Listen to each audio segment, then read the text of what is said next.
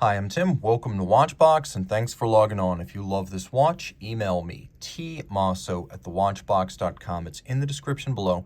It is my email, and it's your concierge for questions about pricing, boxed sets, conditions, or extra photographs. We can provide them all. Reach out to tmosso@thewatchbox.com.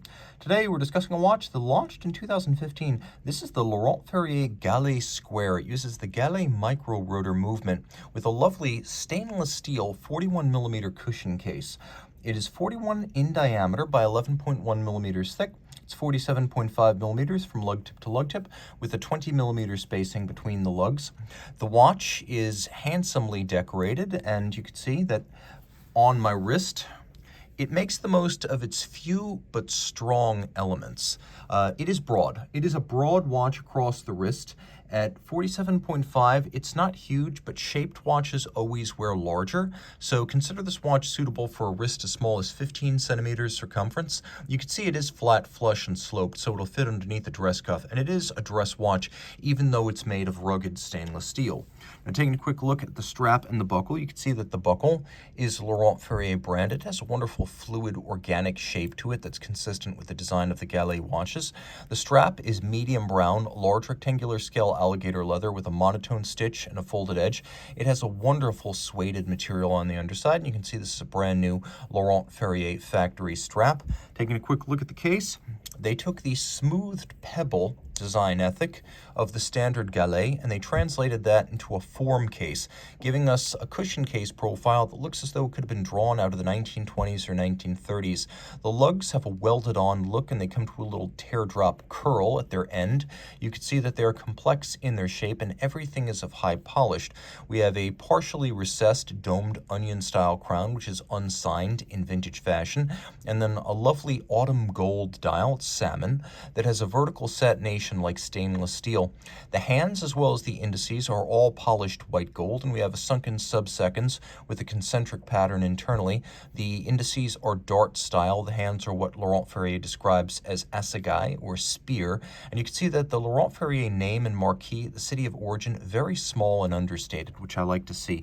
The company makes between 170 and 200 watches a year, so exclusivity is guaranteed. One of the reasons for the low production rate is the level of finishing on the movements.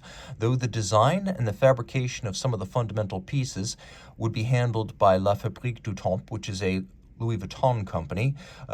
We have the FBN 229. It's a collaboration between Ferrier, Barbacini, and Navas, all three. The latter two of La Fabrique du Temps, and Ferrier, in this case Christian Ferrier, the son of Laurent, who is the primary engineering force behind the Ferrier brand. Laurent Ferrier oversees things like standards, finish, styles, traditions, and his son is the one who has the experience with computer-assisted design, modern watchmaking, engineering. That's how the work breaks down, and of course then they have their suppliers for movement part styles and cases.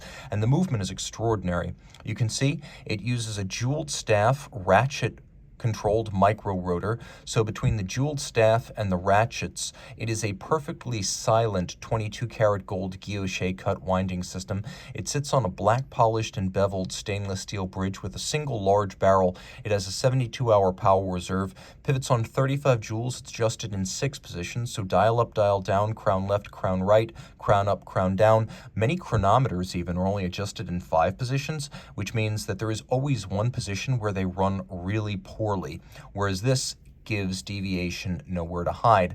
Now, we have a surprisingly high-tech escapement here. It is a double direct impulse escapement, much like Breguet's natural escapement. So there's no Swiss lever. We have 2 nickel phosphorus escape wheels. Each one impulses the roller jewel of the balance directly and only in its direction of travel. So it's like a tag team. One impulse is the balance moving clockwise, and then as it reverses, the other impulse is moving counterclockwise, with the reversals handled by the hairspring. So it is a double direct impulse escapement. This improves precision, reduces maintenance requirements, and extends power reserve by eliminating the Swiss lever. LIGA is used to create the nickel phosphorus escape wheel, and DRIE is used to create the silicon blocker that locks the wheel that's not currently impulsing. Now, it's a free sprung architecture, so it's reasonably remarkably shock tolerant, and it can be adjusted precisely due to the free-sprung nature of this balance and regulator. The overcoil hairspring, which you can see well from this angle, allows the watch to keep accurate time in any physical position with respect to gravity. There's a lot of lovely traditional finishing going on here, starting with the engine turning on the base plate, which you can see is enormous and tightly overlapped. There's actually two different sizes of engine turning. The